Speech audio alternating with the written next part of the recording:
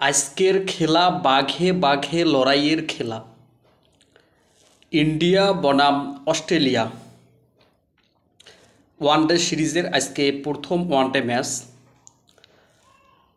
Australia ওয়ানডেতে জয়লাভ করেছে এবং তারা ফিল্ডিংয়ের সিদ্ধান্ত নিয়েছে এবং ইন্ডিয়াকে ব্যাটিং করতে হয়েছে। তো আমরা দেখেছি যে অস্ট্রেলিয়ার কাছে ইন্ডিয়া অসহায় হয়ে গেছে।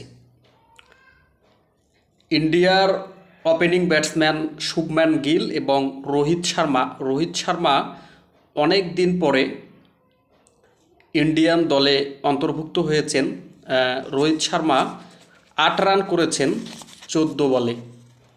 অনেক দিন পরে ওয়ানডে দলে অভিষিক্ত হয়েছেন রোহিত শর্মা, মাত্র 8 রান করেছেন 14 বলে। শুভমান গিল সে 10 রান করেছেন 18 বলে। বিরাট কোহলিও ঠিক রোহিত শর্মার মতো অনেক দিন পরে দলে অন্তর্ভুক্ত হয়েছেন এবং 0 রানে আউট হয়েছেন, যেটা একেবারে লজ্জাজনক। 8 বল খেলে 0 রানে আউট হয়েছেন। আমরা জানি যে বিরাট কোহলি বিশ্বের অন্যতম সেরা ব্যাটসম্যান, সে 0 রানে আউট হয়ে গেছেন 8 বল খেলে। শ্রেয়াস আয়ার সে 11 রান করেছেন 24 বলে। আকসার প্যাটেল 14 রান করেছেন 26 বলে এবং নট আউট রয়েছেন।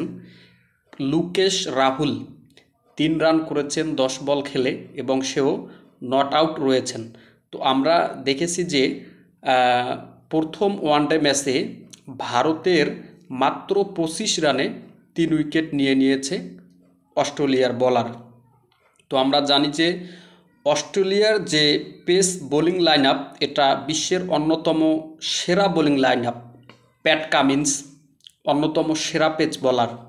সবচেয়ে অস্ট্রেলিয়ার মধ্যে ভালো পেস বল করেন মিচেল স্টার্ক, দুর্দান্ত ইয়র্কার করতে পারেন। বিশ্বের সেরা ব্যাটসম্যান তার বলে আউট হয়ে যায় এবং তার বল খেলতে অনেক রিস্কি। তো মিচেল স্টার্ক, প্যাট কামিন্স এবং জশ হ্যাজেলউড অন্যতম সেরা বলার অস্ট্রেলিয়ার। সে অত্যন্ত ভালো বল করেন জশ হ্যাজেলউড, এবং নাথান এলিস সেও ভালো বল করতেছে। তো মিচেল স্টার্ক আজকে 6 ওভার করে 22 রান দিয়ে 1 উইকেট নিয়েছে। জশ হ্যাজেলউড সে 7 ওভার করে 20 রান দিয়ে 2 উইকেট নিয়েছে। নাথান এলিস 2 ওভার 4 বল করে 5 রান দিয়ে 1 উইকেট নিয়েছে এবং মিচেল ওয়েন সেও 1 ওভার করে 4 রান দিয়েছে। তো আজকে অস্ট্রেলিয়া এবং ভারতের ম্যাচে বৃষ্টির কারণে ম্যাচ বন্ধ হয়ে গিয়েছে এবং বৃষ্টি থামার পরে আউটফিল্ড খারাপের কারণে ম্যাচ আপাতত বন্ধ রয়েছে। তো আমার মনে হয় আজকে যদি ভারত এবং অস্ট্রেলিয়ার মধ্যকার প্রথম ম্যাচ খেলা ফুল হয়, তাহলে আমি মনে করি যে আজকে ইন্ডিয়া হেরে যাওয়ার চান্স অনেক বেশি এবং অস্ট্রেলিয়া জয়লাভ করার সম্ভাবনা অনেক বেশি। তো আজকের ম্যাচে কে জয়লাভ করবে অবশ্যই আপনারা কমেন্টে বলে যাবেন।